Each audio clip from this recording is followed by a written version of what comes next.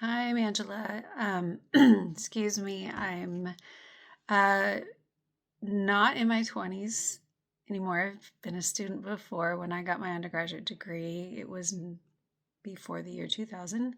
So, being a student again, I'm getting my master's in nutrition, is totally different than the first time around. Some things are easier, some things are, just as challenging as when I was a student. I'm currently working as a clinical nutrition manager at a children's hospital in Southern California, which is where I live. I have a husband, I have 4 kids, 2 dogs, a cat, some chickens. We're out kind of in the middle of nowhere. We have a couple of acres and we really love it out here. I grew up in Northern California, so I'm just a country girl. I've been around Aggies my whole life. But currently, I'm about halfway through my master's degree and actually really enjoying my coursework here at UCA. Regarding AI and how I can use it most likely in this course, I'm not a very creative person. So anything that requires design or figuring out what looks good with what or how to make things visually appealing, that's probably where I'm going to use AI the most. I actually love Canva. Canva is my best friend.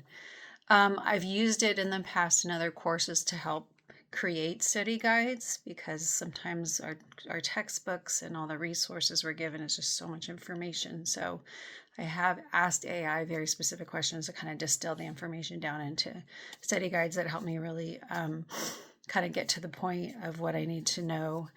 An inappropriate use of AI, I think, would be to ask it your discussion question and ask AI what you should post in your discussion and just kind of posting that without, putting some original thought and effort into it. I think as far as the role of AI in our profession as dietitians, in my experience, it's not always super accurate when you ask it questions about nutrition. Just for example, you can ask it questions about, create a meal plan with this many calories and here are the macros, and I want this many meals and snacks and make it low in sodium, et cetera, et cetera. And it'll spit something out, and it's actually pretty remarkable. But I've had experiences where when I've gone through and I've actually looked at the calories and what it says the calories should be and what they actually are, and it's been way off sometimes. So at the end of the day, we have to always make sure that the information we're giving our patients are accurate based on what is truly evidence-based. And so if AI can tell you, yeah, here's this information, I got it from this resource, and you can verify that resource and verify that information, then great. It can help you kind of distill and pull and really save a lot of time in the research process, but it can't tell you what to think or tell you what's actually true or not. You have to kind of figure that out for yourself. And how do I envision it impacting the role of dietitians in the future? It really does help us find information in a very fast, meaningful way. As an outpatient RD, I remember sitting across the desk from my patient and they'd be asking me questions, and I'm over here like looking things up, and only I can see my screen. They can't see my screen because sometimes they do ask you questions like, well, what foods are high in this or low in that?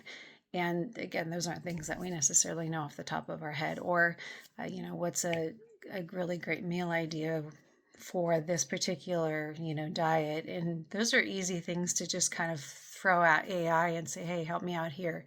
And it'll distill that information for you and you can share it with your clients.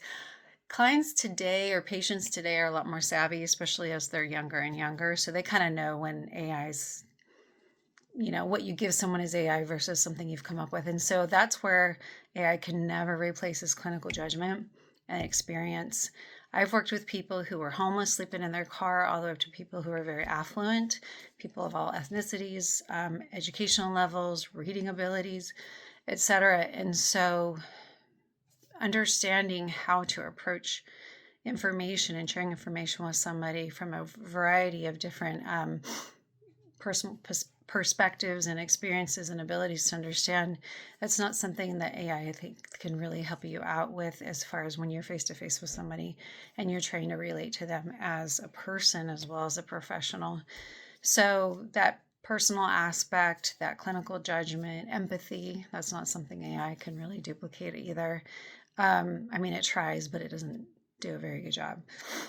I think that's something that's inherently personal. And also, if you look at the scope of practice that A&D puts out for dietitians, and you compare the differences between like an entry-level dietitian and an expert, someone who's been in the field for many, many years, that one of the main differences is intuition, and that level of intuition where you just kind of know what a patient needs because you've just worked with hundreds, if not thousands, of patients over the years.